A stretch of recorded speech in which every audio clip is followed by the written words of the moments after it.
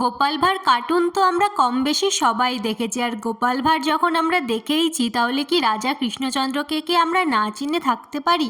আর এই রাজা কৃষ্ণচন্দ্রের রাজবাড়ি মানে কৃষ্ণনগরের রাজবাড়ি তোমরা কি কখনো ভেতর থেকে দেখেছো? আর যদি না দেখে থাকো তাহলে চলো আজকে তোমাদের ভেতর থেকে কৃষ্ণনগরের রাজবাড়িটা দেখাবো।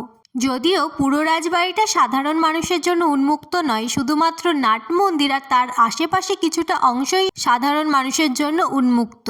তাও কিন্তু প্রতিদিনের জন্য নয়, শুধুমাত্র দুর্গাপুজো, জগদ্ধাত্রী পুজো আর বারোদোলের মতো অনুষ্ঠানগুলোর মধ্যে কিছু দিনের জন্য কৃষ্ণনগর রাজবাড়ির দরজা সাধারণ মানুষের জন্য খুলে দেওয়া হয়। আর তোমরা তো এখন দেখতেই পাচ্ছ যে তখনকার দিনের রাজবাড়ির মানুষজনের ব্যবহৃত আসবাবপত্র থেকে শুরু করে জুতো, বইপত্র সমস্ত কিছু এখানে সাজিয়ে রাখা আছে। আর এই দেখো, তখনকার দিনের গয়না থেকে শুরু করে বিভিন্ন দামি দামি জিনিসপত্র এই রকম সিন্ধুকের ভেতরেই রাখা হতো।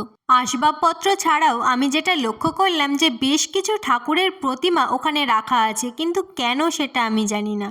যদিও এর আগে 2 থেকে 3 বার আমি রাজবাড়ির সামনে থেকে ঘুরে এসেছি, ভেতরে যেতে পারিনি। আর এইবারই আমি প্রথম রাজবাড়ির ভেতরে গেলাম। আর এই ভিডিওটা হচ্ছে দুর্গাপুজোর সময়, আর আমি দুর্গাপুজোতেই রাজবাড়িতে গেছিলাম।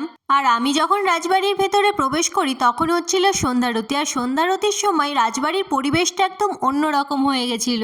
তো আজকে এতটাই। আর হ্যাঁ, তোমরাও যদি খাবার খাওয়ার সময় গোপাল ভাঁড় কার্টুন চালিয়ে খাবার খাও তাহলে সেটা আমাকে অবশ্যই কমেন্ট করে জানিও।